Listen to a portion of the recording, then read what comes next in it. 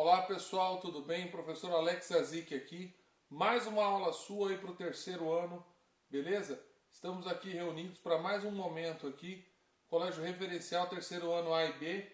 Vamos falar o que hoje? Vamos falar a respeito de uma das aplicações aí para a lei de Snell, né? O que a gente chama de teoria de dioptroplano. Nossa, dioptroplano é ótimo. Dioptroplano, difícil falar isso. Dioptroplano, né? Uma coisa bem legal e com bastante aplicação. Antes da gente falar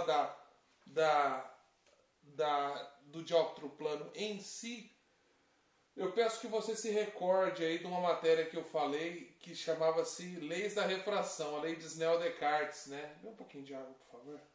A lei de Snell-Descartes, ela ensinava o quê? Ela ensinava que, né, a primeira lei da refração dizia que o raio incidente, o raio refratado e a normal eram coplanares.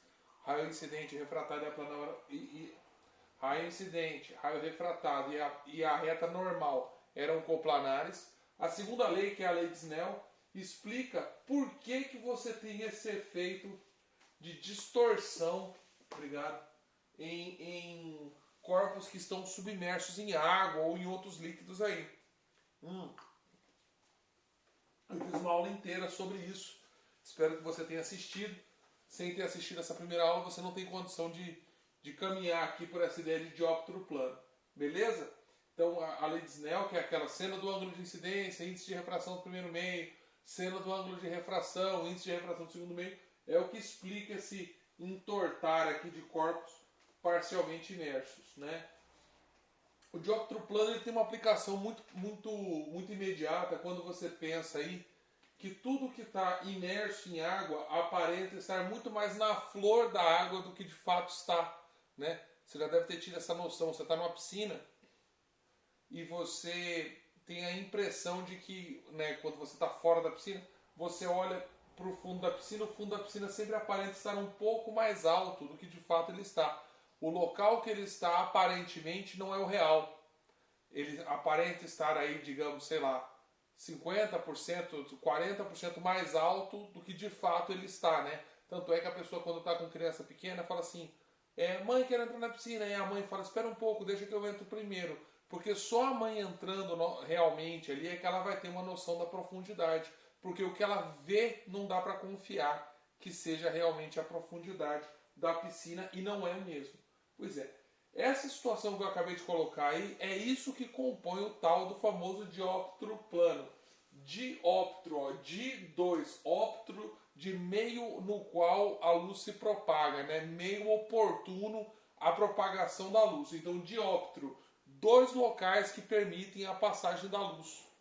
Legal, tá ótimo. Legal, beleza. O dioptroplano é chamado de todo o sistema formado por dois meios homogêneos e transparentes, separados por uma superfície plana. Então aqui eu tenho uma pessoa observando algo que está no fundo da água. A pessoa vai ver a imagem desse objeto sempre muito mais na flor, muito mais alto dentro, né, da água aqui, né? Aí aqui a gente já faz um desenho para te ajudar a mencionar isso aqui, ó. A profundidade do objeto vamos chamar de P. A profundidade da imagem com a qual esse rapaz está vendo isso daqui, a gente vai chamar de pelinha. Você já grava isso no seu coração que vai ser útil. Olha aí, ó. Como por exemplo, quando podemos citar, o ar e a água de uma piscina. Tomando como base os meios ar e água de um lago em repouso, por exemplo, estudaremos a formação de imagens constituídas por um dioptroplano. Então olha aí que legal, ó. Você tem um objeto e a imagem dele está sempre mais no alto. E como a imagem dele, né, vai vir daqui, a pessoa vai acreditar que esse objeto está aqui, ó, quando na verdade ele está lá no fundo, né? Primeira colocação que eu coloquei, olha que bom. Primeiro desenho que eu coloquei aqui para falar da refração, né, no dióptro. O objeto vem aqui, ele muda aí, digamos, da água para o ar, né? Ele tem uma facilidade, eu falei disso na última aula. Quando ele tem facilidade, ele ao invés de ir reto, ele se distancia da normal. Na facilidade, nós nos distanciamos da normal. Lembra que eu fiz aquela brincadeira da família? Na facilidade a gente distancia da mãe, da avó. Na dificuldade a gente aproxima. Lembra disso da outra aula? Então, é a mesma coisa. O objeto está emitindo a luz dele, vai passar para o ar e ocorre um distanciamento da normal. Beleza? Ele fugiu aqui da normal. Belezinha? Ele fugindo da normal, vai atingir o olho do observador numa distância aqui, né, um pouquinho mais para cá do que ele de fato, né, se ele não sofresse refração e sofre refração, iria pegar aqui, mas ele acabou interagindo com o observador aqui. O observador vai achar que essa luz veio até ele numa linha reta, porque nós, seres humanos, tendemos a acreditar que se um objeto vem até a nossa visão, né, a gente está acostumado a imaginar, a considerar a luz sempre numa linha reta, e se ele recebeu a luz aqui nesse alinhamento, ele vai acreditar que esse objeto veio, né, de uma procedência retilínea. Então ele vai ver esse objeto aqui, ó, numa posição que em relação à superfície do líquido eu chamo de pelinha. Deu para entender? O objeto está no fundo, mas a imagem dele está mais no alto. Você fica iludido achando que está bem mais próximo, né? Professor, tem como a partir dessas observações aqui eu conseguir determinar o P e o pelinha associado com o índice de refração? Com certeza, né? Formulinha para você nunca mais esquecer: o nido observador sobre o nido objeto é igual à relação entre pelinha sobre P. Legal, né? Interessante, né? Nido observador, ou seja, Ni do meio no qual o observador está, dividido pelo Ni do meio no qual o objeto está. Essa divisão vai ser sempre igual à divisão de pelinha sobre P. A profundidade ilusória, a profundidade da imagem, sobre a profundidade real na qual o objeto está. Professor, e se eu tiver uma situação aí onde o meu observador está dentro da água? Bom, vamos pensar comigo. O objeto está aqui emitindo luz. A luminosidade dele deveria passar, né, para cá, mas ocorreu uma aproximação dele, né, com relação ao normal. Então acaba interagindo com o observador, né? Olha aqui minha canetinha. Deveria vir aqui, né? Mas ocorreu uma aproximação. Esse observador vai achar que esse objeto está mais alto. Ele vai ser iludido quando você está do ar para a água, ou seja, a luminosidade do objeto está enfrentando uma dificuldade, ele aparenta estar mais alto do que de fato ele está. Veja aqui, ó, quando ele enfrenta facilidade, né, que foi o caso aqui, ó, a luminosidade do objeto enfrentou facilidade, ele aparentava estar mais próximo, mais alto aqui na questão, né, da superfície com o líquido. Quando ele enfrenta aí dificuldade, ele aparenta estar mais longe. Olha aqui, ele de fato está aqui, mas visualmente o cara vê ele um pouco mais acima. Interessante, né? Professor, e como calcula aquele diabo daquele P, pelinha? A mesma história. Nido observador sobre o nido objeto, nido observador, nido meio no qual o observador está, dividido pelo ni do meio no qual o objeto está. Pelinha sobre P, distância da imagem até a superfície de separação, propriamente o dióptero, o dióptero aqui, que é essa superfície, né? Esse pelinha dividido por P vai te dar a relação entre o ni do observador, o ni do meio no qual o observador está, pelo ni do meio no qual o objeto está. Interessante, né? Vamos lá para o próximo slide. Ângulo limite. Falei disso também na última aula, vou fazer um flashback aqui para você, para te ajudar a não esquecer disso daqui nunca. Olha lá. Eu tenho aqui um raio luminoso, né? Que ele vai passar do meio 2 para o meio 1 e vai enfrentar uma facilidade aí, ó. Olha lá, passou do meio 2 para o meio 1, ele acaba se distanciando da reta normal. Falei disso, né?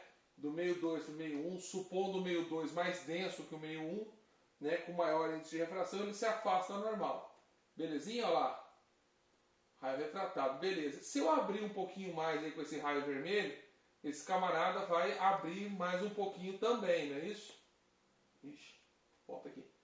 Do vermelho, olha lá, ele vai abrir mais um pouquinho. Se eu botar o amarelinho ali, ó, ele vai abrir mais um pouquinho. Beleza? Abrir um tantão aqui, já está saindo tangente à superfície. Qual que é o conceito do ângulo limite? Uma hora essa mamata tem que acabar, né? Essa ideia de passar e se distanciar, passar e se distanciar.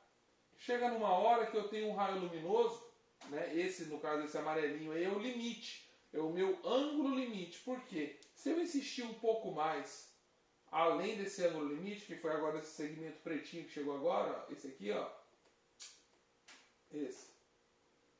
o raio luminoso vai ser devolvido integralmente num fenômeno conhecido por reflexão total. Ou seja, o amarelo aqui está marcando o ângulo limite para que eu possa ter passagem do meio 2 para o meio 1. Se eu exceder esse ângulo limite, ele é plenamente devolvido nesse fenômeno denominado reflexão total. Interessante, né? Beleza. Esse fenômeno só ocorre quando a luz passa de um meio mais refringente para um meio menos refringente. Nunca se esqueça disso.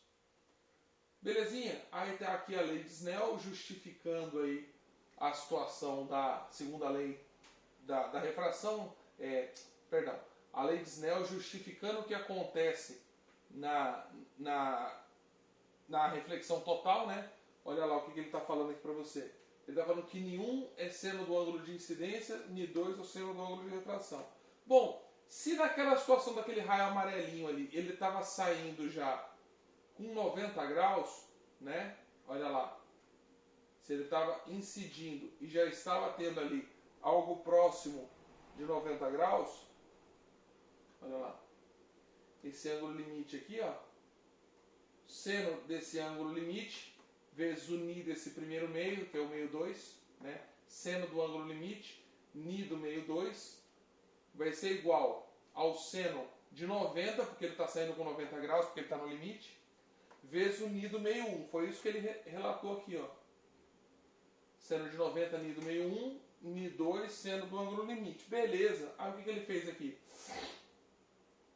Passou, seno de 90 é 1, né? Isso aqui vale 1.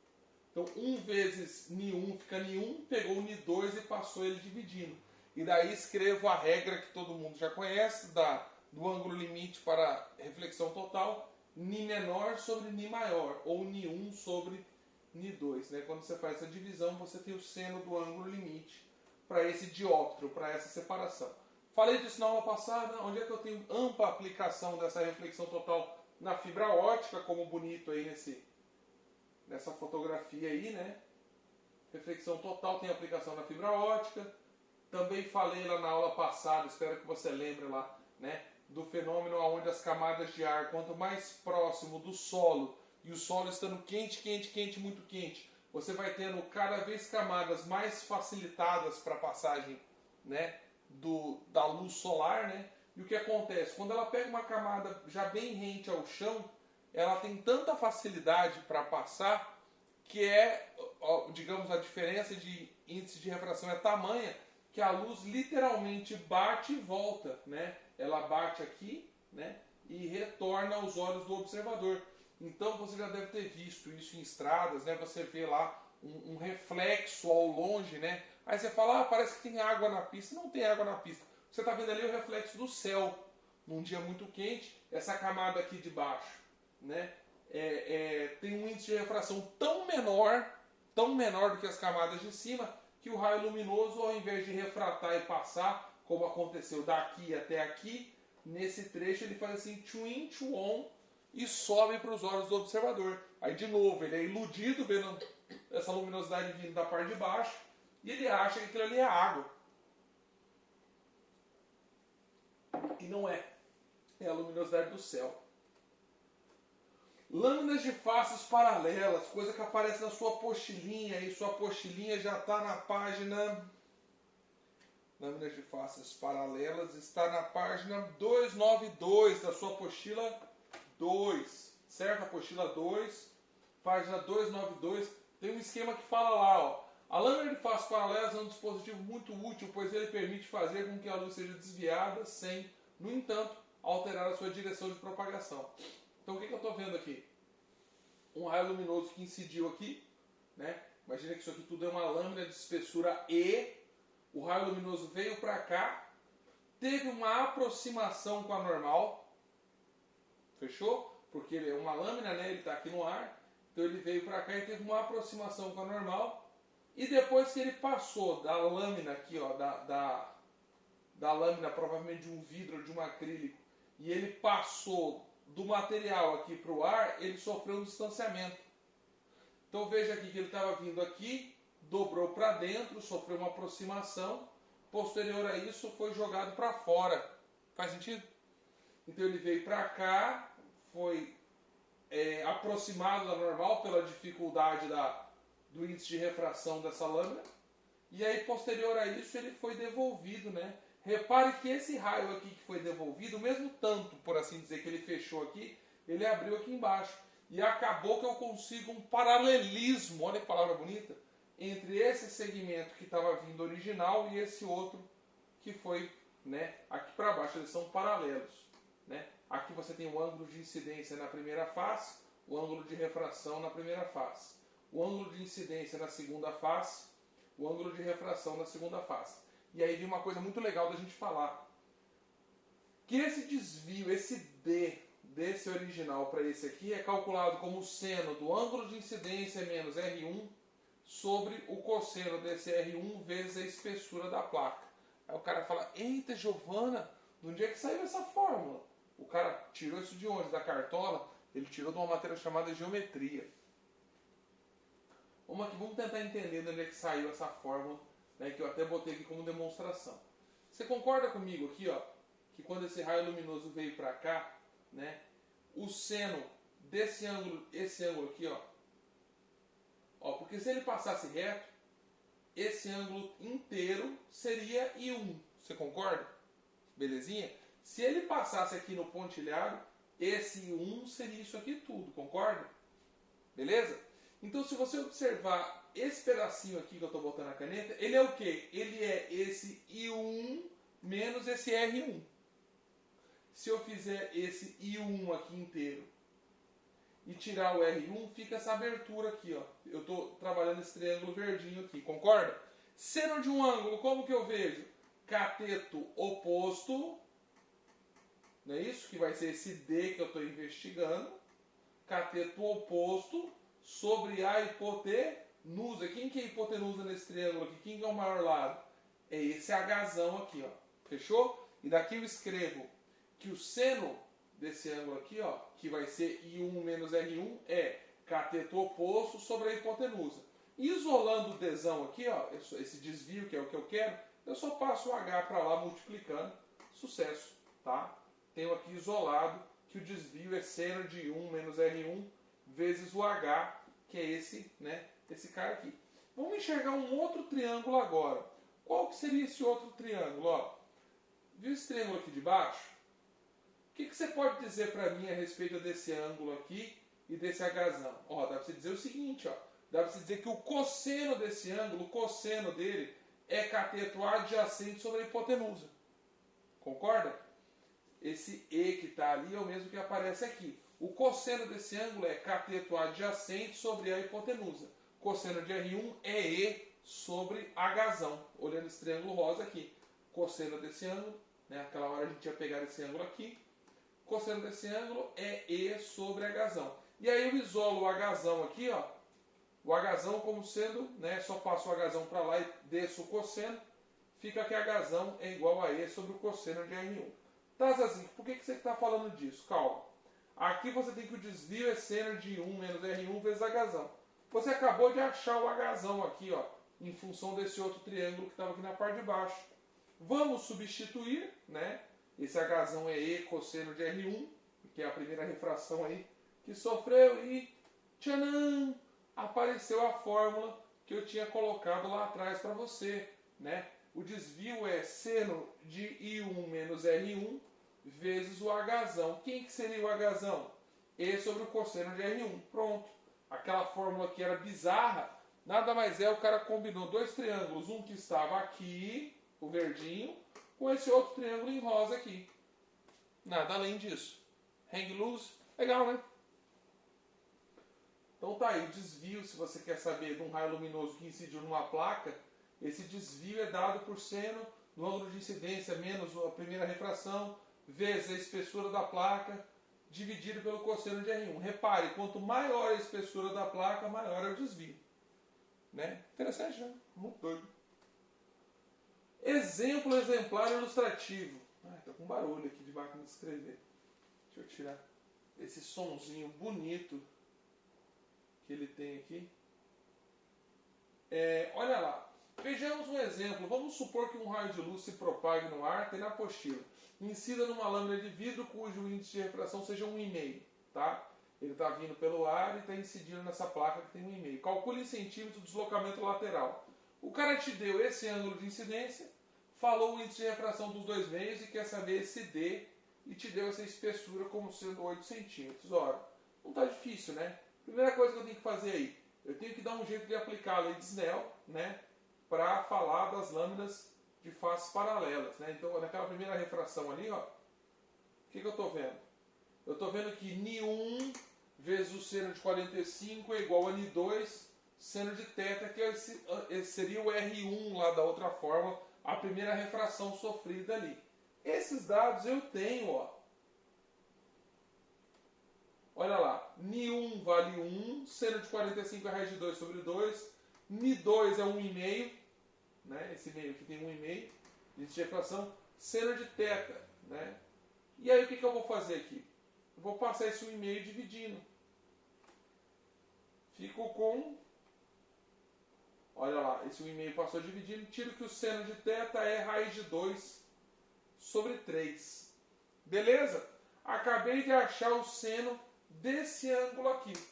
Mas o exercício me pediu desvio lateral. Vamos seguir então. Seguindo aí, ó, eu percebo que o ângulo aí, ó, olhando uma tabelinha, é aproximadamente 28 graus. Beleza? Olhando uma tabela trigonométrica. Tranquilo? Vamos à frente. Olha lá. Bom, já que o ângulo aqui já está anotado que é 28, e eu tenho aquela fórmula que D é igual a seno de 1 menos R, parará, que eu já tinha dito, agora é só substituir os dados aqui para ser feliz, ó. Presta atenção. A espessura é 8 que o exercício deu. O ângulo de incidência é 45, o ângulo da primeira refração é 28.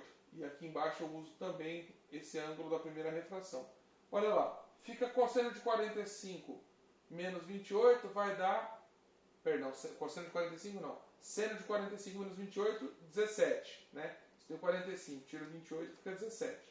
E aí eu fico com 8 vezes o seno de 17 sobre o cosseno de 28. Esse tipo de exercício provavelmente ele te dá uma tabela, tá? Você fique tranquilo quanto a isso. Ah, professor, eu vou ter que decorar, não, calma. Provavelmente esse exercício lá, ele deve ter uma tabela adjacente, ele te dá jeito de você pegar esse seno e esse cosseno aqui de 28. Só que ele te dá vários valores, com vários senos, vários cossenos, você que se vira, né? Então, seno de 17, 2,34. Perdão, seno de 17 vezes 8, 2,34. Cosseno de 28, 0,88. E aí você tem que o desvio vai ser da ordem aí de 2,6 centímetros. Quer dizer, uma lâmina de vidro, né, de aproximadamente 8 centímetros dá um desvio entre os raios luminosos aí, entre o que vem e o que sai, o que emerge da placa, de 2,5 centímetros. Ou seja, uma diferença relativamente pequena, mas está aí, né? Beleza? Vamos à frente aqui. Prismas óticos é ótimo. Hoje não está fácil. Prismas óticos. Uma associação de dois dióptros planos cujas superfícies dióptricas não são paralelas. Ou seja, é um sólido, né? Um paralelepípedo, um sólido de faces paralelas aí. Beleza? O que a gente tem que entender a respeito desses prismas aí? Que, análogo ao que aconteceu lá na lâmina de faces paralelas, eu também tenho duas refrações, uma para entrar e uma para sair.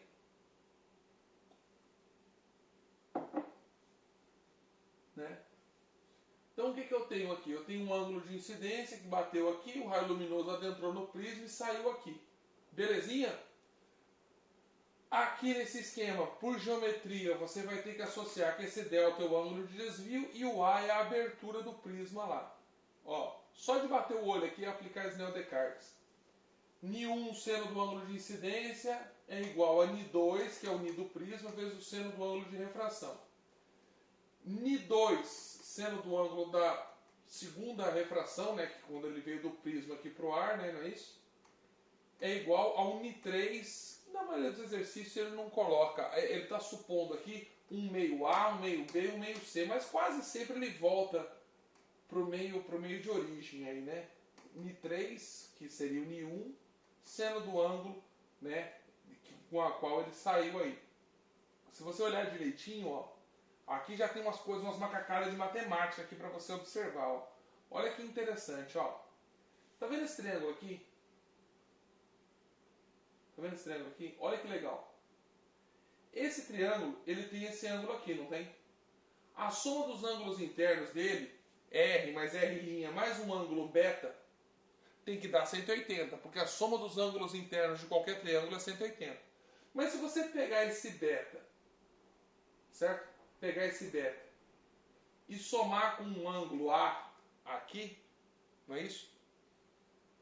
Esse beta mais A tem que dar 180. Então, tecnicamente, é como se fosse um ângulo externo desse triângulo aqui, ó. Esse ângulo externo desse triângulo, esse A, ele é R mais R', por uma questão de matemática. Porque esse cara aqui, ó, beta mais R' tem que ser 180, ok. Se esse cara aqui, ó, beta, né, mais o A tem que ser 180, porque eu estou vendo aqui, né, que eles são suplementares, né? Se beta mais A tem que ser 180 e o beta já está aqui cumprindo o que o R' e o R não dão conta, quer dizer que esse A sozinho é R mais R'. Massa, né? Vamos lá, vamos tentar explicar essas outras relações trigonométricas aqui para tentar clarear a sua mente. Ó. Dá uma olhada aí. Primeira coisa que você tem que entender. Primeiro ângulo de incidência, primeiro ângulo de refração. Beleza? Sempre entre o raio luminoso e a normal. Primeiro ângulo de incidência e primeiro ângulo de refração. Aí ele vem para cá, já teve um desvio, observa aqui, ó. Ele deveria ir aqui, mas ele já teve um desvio, ok? Aí ele vai ter o quê? Vai ter um segundo desvio, né? Vai ter quando ele passar para cá, ele vai ter um segundo desvio, não é isso? E ele vai ter aqui, ó, um segundo ângulo de refração e um segundo ângulo de incidência. Ele bateu, deveria vir para cá, não é isso? Já andou aqui para dentro, porque o prisma provavelmente é mais duro do que o ar, 99% das vezes, né? Passou para cá, foi, né, para baixo. Aí o que aconteceu? Quando ele veio para cá, né, ele deveria ter passado para cá, né? Olha aqui, ó, acompanha aqui comigo. Só que a normal, ele enfrentou facilidade, então ele se distanciou da normal. Tá acompanhando? Então aqui ele teve dificuldade, veio para dentro, teve facilidade, foi para fora, fugiu da normal. Beleza? Olha só. Para ajudar você a entender algumas coisas aí na vida. Se eu tenho o prisma aqui, ó, e esse aqui é o ângulo, o primeiro raio incidente, o raio que emergiu, o raio que passou, observa aqui comigo, ó. A soma dos ângulos internos de qualquer sólido, de qualquer figura plana convexa é 360 graus. Você pega um quadrado, um retângulo, qualquer coisa que você tem ali, que é uma figura plana, convexa, fechada, né? E você tem ali, a forma que for, pode ser um pentágono, um icoságono, não importa. Você pega e observa os ângulos internos, a soma deles sempre dá 360 graus. O que eu estou querendo te mostrar com esse meu desenho aqui? Que isso aqui é a normal dessa face, isso aqui é a normal dessa face. Observa aqui com o pai, ó. Se aqui tudo tem que dar 360 e aqui já tem 180, se aqui tem que dar 360, isso aqui tudo já tem 180, esse A mais B tem que dar 180, porque os outros 180 estão aqui. Fechou? Tá. Por que eu estou te falando isso? Porque quando você pega para cruzar essas duas normais aqui, ó, essa normal com essa normal, e se esse cara é beta, esse cara é x, não é verdade? Mas você já pode imaginar quem que é esse x aqui do cruzamento dessas duas normais. Por quê? Se isso aqui, se B mais A tem que dar 180 e o B está aqui e esse x tem que fechar com o B 180 também, esse x é A. Beleza? Foi isso que eu tentei mostrar aqui, ó. O mesmo desenho, só que de uma maneira diferente, ó. O ângulo de refração, primeiro ângulo de refração, primeiro ângulo de incidência. Esses três aqui tem que dar 180, não é verdade? Esse ângulo aqui, ó, ele é o que falta para esse R1 e esse I2, esse R1, primeiro ângulo de refração, e esse segundo ângulo de incidência aqui, esse ângulo é o que falta para esses dois atingirem 180. Ora, né, esse cara aqui, então ele vai ser, né, esse A vai ser a soma desses dois caras. Vai ser R1 mais I2. Porque esses três aqui tem que dar 180. Né? Esse cara aqui é o que falta para eles, então esse A tem que ser a união dos dois. R1 e I2. Aqui uma outra relação legal também. Ó. Se eu tiver que ver esse desvio 1 aqui, esse primeiro desvio, o que ele é? Esse desvio 1, ele é I1 menos R1. Porque se ele passasse reto, isso aqui tudo seria I1.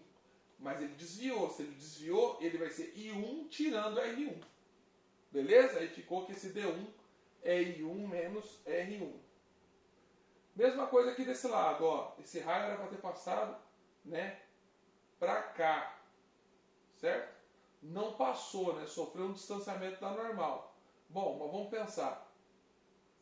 Esses dois aqui, ó, isso aqui, ó, tudo era para ser o R2. Ó. Observa só isso aqui e só isso aqui. Isso aqui tudo era para ser esse R2, não é verdade? Se eu quiser saber o desvio que ele teve, eu vou fazer R2 menos I2. Para saber esse D2 aqui, ó, como isso daqui e isso daqui fariam ângulos iguais, se eu quiser conhecer o D2, é só fazer o R2 menos o I2. Muita geometria na cabeça, né? E daí, ó, o que a gente fez aqui? A gente fez uma associação. Que se eu tenho esse primeiro desvio desse ângulo D1 com esse outro desvio desse ângulo 2 aqui, ó, eu posso dizer que esse D1 mais esse D2 é esse D aqui de cima. Pela mesma coisa que eu estou falando aqui. Imagina aqui um ângulo, sei lá, gama. Né? Observa comigo. Esse gama mais esse D tem que dar 180. Fechou? Mas esse gama mais esse D1 e esse D2 também tem que dar 180. Então, automaticamente, esse D aqui, ó, esse desvio, que é o desvio, né, total, porque está considerando de onde ele veio e mostrando aonde ele saiu. Esse é o D mesmo, o D do prisma. Né? Vai ser D1 mais D2. O desvio total vai ser o desvio do ângulo 1 mais o desvio do ângulo 2. Deixei aí um exercício que está na sua apostila. Essa aula já está longa pra caramba. Está na página 300. Olha, 300, que legal, 300 de Esparta. Né? Página 300, exercício número 9, Universidade Federal do Rio de Janeiro. Um raio luminoso proveniente do ar atravessa uma placa de vidro de 4 centímetros de espessura e índice de refração 1,5. Né? Então veja aqui, que ele veio daqui, né? Enfrentou um meio mais difícil, aproximou da normal, enfrentou uma facilidade, afastou da normal. Beleza? E a placa tem 4 centímetros aí para ajudar. Sabendo que o ângulo de incidência do raio luminoso é tal que o seno de θ é 0,9 e que o índice de refração do ar é 1, calcule a distância que a luz percorre ao atravessar a placa. Olha lá o que ele está te perguntando. A distância que a luz percorre ao atravessar a placa. Aí tem uns alunos no meu comédia que falam assim, caminhou 4 centímetros. Não. 4 centímetros é a grossura da placa. Ela não passou assim. Ela passou atravessado. Né? Quanto que ela andou? Né? Quanto que valeria esse segmento aqui? Vamos lá, vamos pensar um pouquinho? Vamos lá. Aplicando Snell em cada momento, ó. Índice de refração do primeiro meio, seno do ângulo de incidência, índice de refração do segundo meio, seno do ângulo de refração. Olha lá. O seno do ângulo de incidência, né, ele fala aqui que é 0,9. Coloquei até bem grandão aqui, 0,9. O meio 1 é o ar. Né? Ele fala aqui que o meio 1 é o ar, ó. Atravessa o proveniente do ar. Então esse Ni1 vai valer 1. Né? Esse Ni2 vai valer 1,5. E eu vou ter esse ângulo com o qual ele emergiu. Vou conseguir esse ângulo aqui, ó. Fica olhando. Olha lá. Como eu falei, Ni1 é o ar, seno de θ1 ele deu aqui, ó, 1,5, que é o do vidro, Ni do vidro, seno do ângulo de refração. Olha lá. Então a gente resolve isso aqui, né? Não tem muito segredo. Pego esse 1,5 e passo dividindo, né? Fica 0,9 por 1,5, que vai dar 0,6. Olha lá que legal. Então eu estou observando que o seno do ângulo de refração vale 0,6. Aí você fala, tá, para onde que isso vai? Calma. Você não conseguiu esse ângulo aqui, ó? Você está vendo que isso aqui fechou um triângulo? Ó, se eu completar esse cara para cá, ó, Isso aqui fechou um triângulo. E você tem o seno desse ângulo. O seno desse ângulo aqui, ó, lá na trigonometria, ele é cateto oposto sobre hipotenusa. E adivinha só, você quer a hipotenusa. E você já tem o seno. Então olha lá. Tinha colocado aqui. O seno vai ser cateto oposto sobre hipotenusa. Certo? Seno cateto oposto sobre hipotenusa. É verdade, mas pelo seno não vai dar muito certo, porque eu não tenho isso aqui, ó. Verdade. O cosseno é muito melhor, porque o cosseno é cateto adjacente e eu tenho aqui, ó, o cateto adjacente aqui de graça, ó, o 4 aqui, ó. Maravilha, né? Pega o cosseno é cateto adjacente sobre a hipotenusa, ó. Cosseno é 4 sobre essa distância aqui, que é o que você quer, essa linhazinha vermelha, eu tô quase caindo do banco. Olha lá. O seno do bagulho era 0,6, cosseno de parará.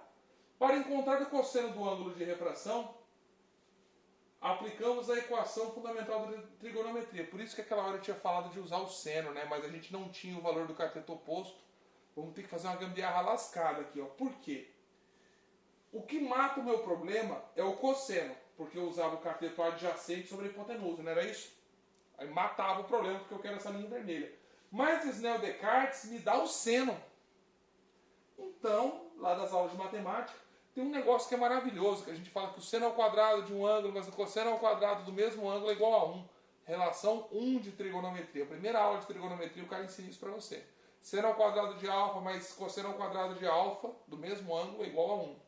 Então, se eu tenho seno, eu pego o cosseno, fazendo matemática. Não é bonito, eu sei, mas... Seno 0,6 ao quadrado, cosseno ao quadrado, parará. 0,6 ao quadrado é 0,64. Não, perdão, é 0,36. Aí eu passo esse 0,36 para o lado de cá, fica 1 menos 0,36. Aí agora eu vou tirar a raiz e tchum, peguei o cosseno. Raiz de 0,64 é 0,8. Maravilha, yes! Pego esse cosseno, coloco ele aqui, ó. Olha lá. Cosseno é 0,8, coloco ele aqui. Né? 0,8, passo o D para lá, trago 0,8 para cá, vai dar 5. Né? 4 dividido por 0,8 dá 5. Não é uma questão de X, não é uma questão objetiva, né? A questão aberta. Resposta vai ser 5 centímetros. Né? Questão de número 5, perdão, questão de número 9 da página 300. Beleza? Deixei para você aí que gosta de estudar e não perde tempo. Na apostila 2, página 297, você vai fazer para mim 1, 2, o 3 e o 4. Fechou, padrinho? É isso, um abraço, até a próxima. Tchau!